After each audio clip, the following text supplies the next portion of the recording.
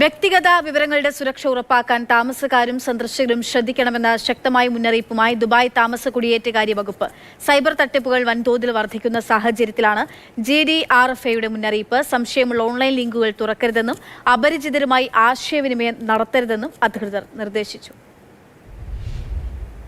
സമൂഹ മാധ്യമങ്ങൾ വഴി ബാങ്ക് തട്ടിപ്പുകൾ അടക്കമുള്ള കൊടും ചതികൾ നടക്കുന്നതിനാലാണ് ദുബായ് താമസ കുടിയേറ്റകാര്യ വകുപ്പിന്റെ പുതിയ മുന്നറിയിപ്പ്.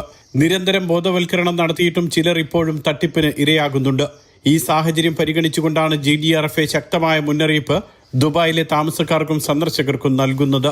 മൊബൈൽ സന്ദേശങ്ങളായോ വാട്സപ്പ് വഴിയോ ഇമെയിൽ വഴിയുള്ള ലിങ്കുകളായോ തട്ടിപ്പുകാർ പല വിധത്തിലുള്ള സന്ദേശങ്ങൾ അയക്കും. കൊറിയർ വന്നിട്ടുണ്ടെന്നും യഥാർത്ഥ മേൽവിലാസം നൽകണമെന്നുമൊക്കെയാകും ചില സന്ദേശങ്ങൾ. സ്കൂളുകൾ, ബാങ്കുകൾ, police, roads and transport authority തുടങ്ങി വിവിധ സ്ഥാപനങ്ങളുടെയും സർക്കാർ വകുപ്പുകളുടെയും പേരിലും തട്ടിപ്പുകാർ വ്യാജ സന്ദേശങ്ങൾ അയക്കും.